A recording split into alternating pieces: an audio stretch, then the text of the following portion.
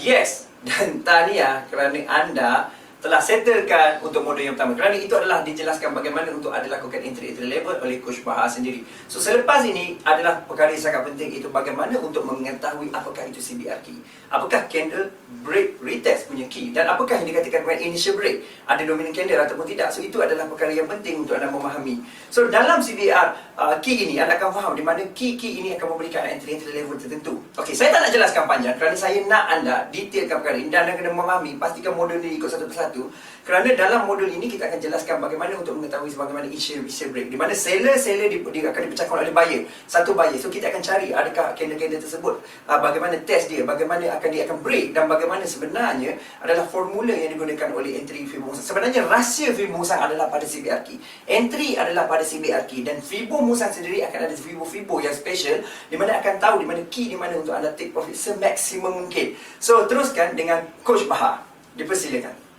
Sekarang ni kita masuk kepada seterusnya. Kita baru nak faham CBR. Yang tadi entry level 1 tu kita just marking saja.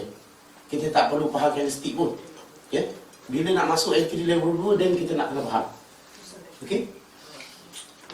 So untuk faham CBR ni maksud dia candlestick, candle break and retest. Kita ada 4 step utama. Kalau kita tengok yang warna hijau, ini adalah perjalanan. Sebelum kita buat sesuatu entry, kita nak kena faham yang step hijau ni dulu. Untuk step yang pertama, candlestick pattern. Dalam CBR, dia cuma ada 3 sahaja candlestick pattern. Dia tak ada doji, dia tak ada shooting star, dia tak ada hanging man. Kita cuma faham dia sama ada engulfing atau hidden engulfing. Lepas tu kita ada satu dominant. Dominant ni dia pengantara.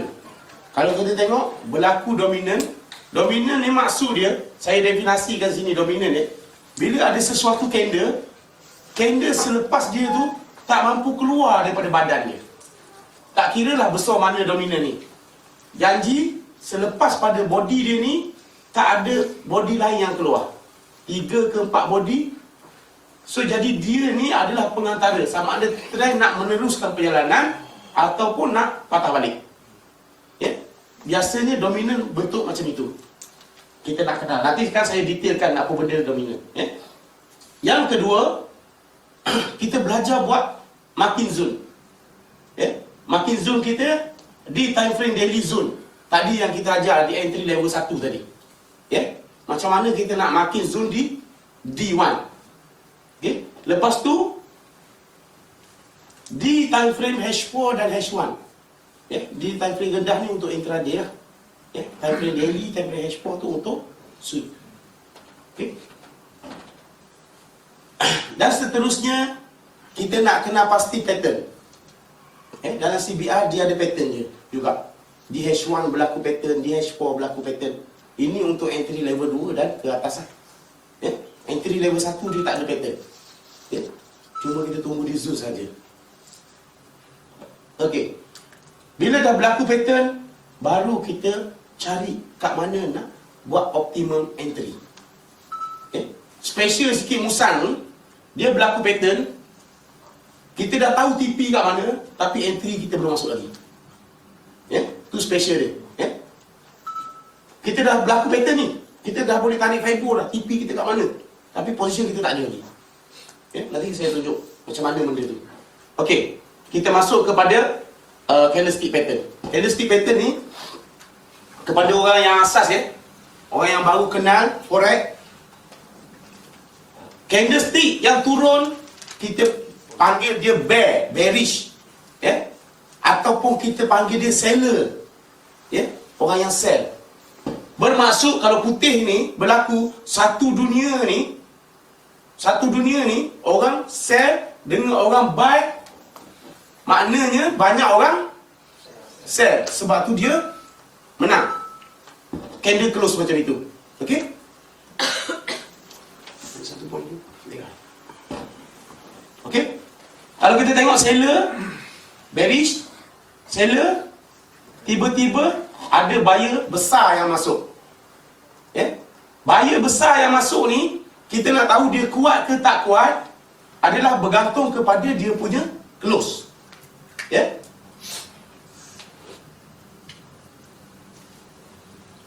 Warna merah seller. Ya. Tiba-tiba datang buyer start kat sini.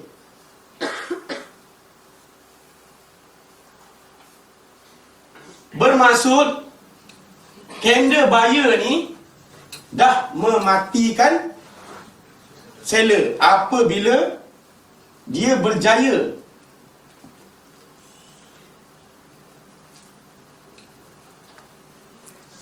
close di atas open. Faham tak? So, dalam CBR, zone yang ini dipanggil zone initial break. Kalau dalam grup nanti disebut IB initial break. Ini adalah petanda awal market nak berubah arah ataupun petanda awal market nak retrace. Bukan saya kata bila berlaku macam ni okey ready untuk buy, tak. Cuma petanda. Confirmation tak ada lagi. Okey.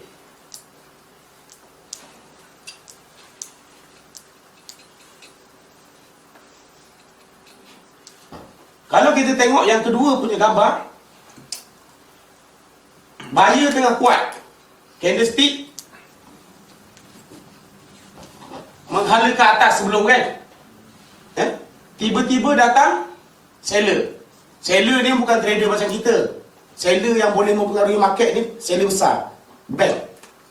Bank-bank dunia yang besar tu, dia yang masuk market, dia akan mempengaruhi. Macam kita ni, trade 10%, dia tak effect pada market ni. Yang besar-besar tu yang akan effectkan market.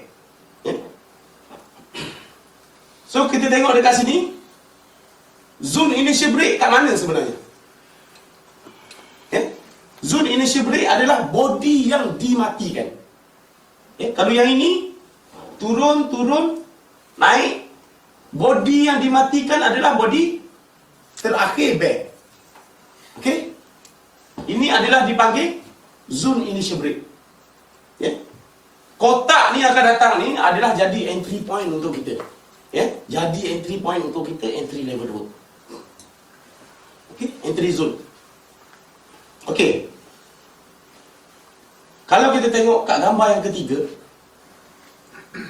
dalam market pada hari ni, keadaan sekarang ni, 2012, 2013, 2014, terlalu banyak trade candle.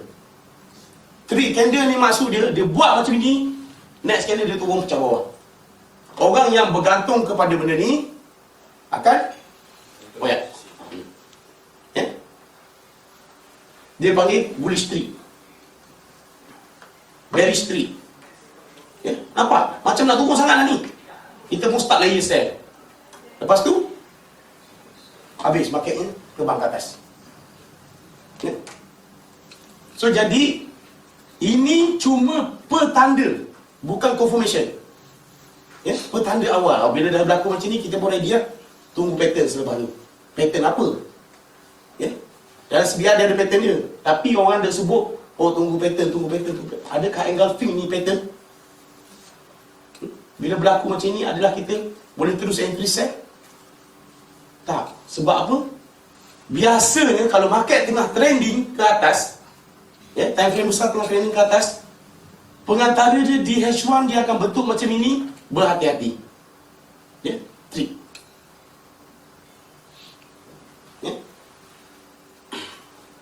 Okey. Yang ini kita cerita pasal engulfing. Engulfing ni dalam CBR disebut,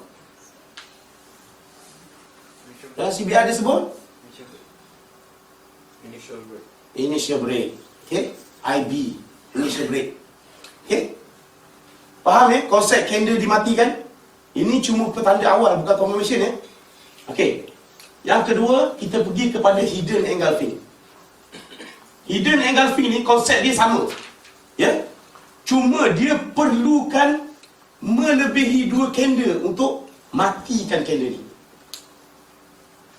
Candle bear ni dimatikan, tapi bukan sekali harum. Dia perlukan beberapa candle untuk matikan dia. Yang ini pun di dalam CBR dia sebut initial break. Di dalam CBR dia sebut initial break. Definisi dominant candle dia hampir-hampir. Nanti kita masukkan ke dominant. Okay, ni sekarang kita berada di hidden engulfing. So yang ini bearish, tiba-tiba datang bullish. Candle ketiga baru dimatikan candle bearish tadi. Okey. Yang sini candle ketiga juga baru dimatikan. Okey. Kita tengok contoh lagi. Pun sama. Ya. Yang ini pun sama. So yang ini kita kena pasti kesemua ni dipanggil initial break. Tapi dalam bentuk hidden engulfing. Ya. Ini saya tekankan di sini sebab apa? Dia tak ada beza di dalam CBR, tapi dia ada beza pada masa kita nak tarik Fibonacci nanti. Ya? Kita nak tengok dia extend ke mana, itu akan ada beza. Ya? Sama ada yang berlaku macam ini ataupun yang berlaku direct engulfing tadi. Okey. Ini kita masuk bab dominant. Dominant ni saya kata pengantara. Bila berlaku sesuatu dominant candle, kita kena sabar. Ya. Tengok. Dominant CS, bila ada kenaikan satu candle ni, candle yang selepas dia bermain di dalam badan dia. Ya. Di bawah ni adalah satu support. Ya. Katakanlah candle bear ni close di bawah ni, apa yang berlaku? Candle bear close di bawah tu, apa yang berlaku? Candle break. Initial break berlaku di dalam CBR. Bila candle bear ni panjang lagi close bawah ni, berlakulah initial break di dalam CBR. Maknanya market dah tak larat nak naik. Ya? Tapi kalau tak berjaya, tengok apa yang berlaku. Ya? Dia buat sideways lagi, buat di dalam badan dia kan.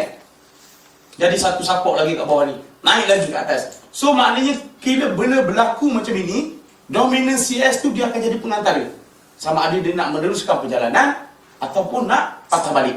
Kita kena pasti dia dengan bila masa candle dominant ni dapat dimatikan, barulah kita ada hints untuk perubahan trend.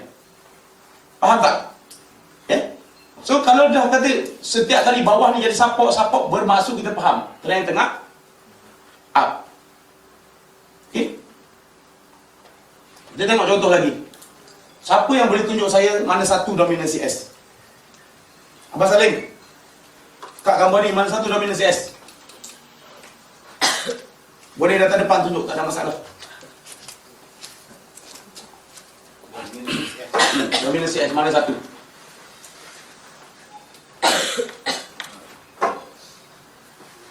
Yang ini, Okey. yang ini. Yang sana? Ini dominant. Itu dominant. Dia matikan ni. Dia support lah. Betul. Okey. Betul tak kawan-kawan? Abang Salim ni explain. Tak kot. Dia dominant, matikan, dia support lah. Bull dimatikan oleh bear. Bear dimatikan oleh bull baru dapat dominan. Okey, definasi dominan ulang balik. Apa benda dominan? Abang Salim, apa benda dominan? Dominan, Apa maksud dominan? Dominan ialah sesuatu candle di mana candle selepas dia bermain-main di dalam badan dia. maknanya ni lah dominan. Okey, satu. Ini candle break. Tak kisah candle break tak break.